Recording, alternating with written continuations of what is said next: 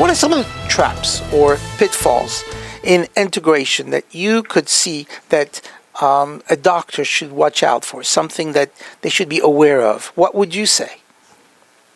Well, there are many, and one of the things that I always tell my clients is that you really, in the world of healthcare, you have to get used to seeking professional legal advice, because your own internal sort of sense of right and wrong probably is not enough to make sure that you stay compliant. So in our normal everyday life, you know that you shouldn't murder people. You can't cite the code that says don't murder, but you know it's illegal, you know it's immoral.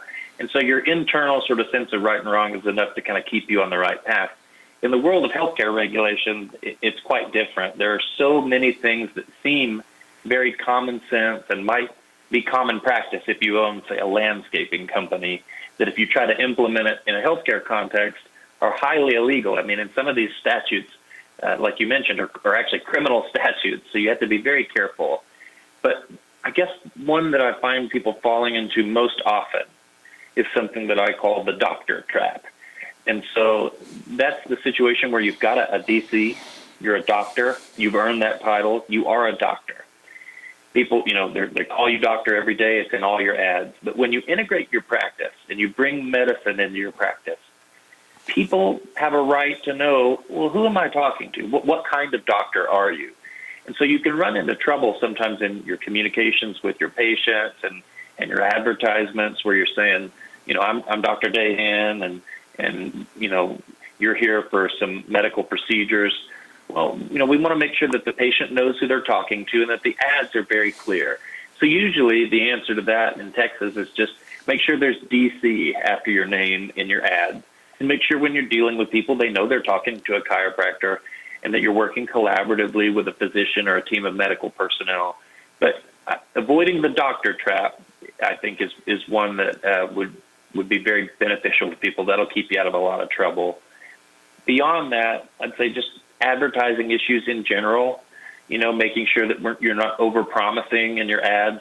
Most states, your chiropractic board has a set of advertising restrictions, rules that are fairly robust.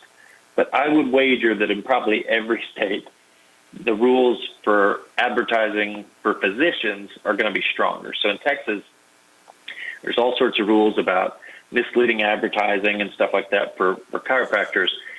And there's probably 5 times as many rules when you get into the medical space.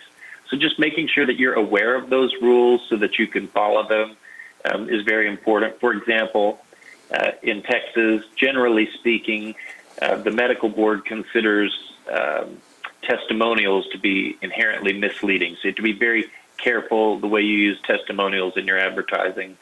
And then finally, I would just say, I guess, staying in your lane. We talked about that a little bit before. When you're working collaboratively with all sorts of practitioners, I think the patient really benefits.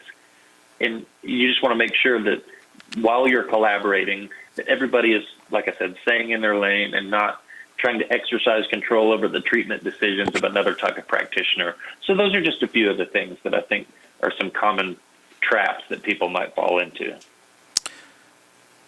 That is great information. For those of you that are joining us, we are with Josh Massingill, an expert in the field of healthcare law based out of Texas, someone who has been affiliated with many doctors, opening up an integrated medical center. He has worked also with several entities, making sure that what is done for an integrated practice is done legally. It may not be so simple, and for some of you, it is complex. You're worried about it. You're not sure.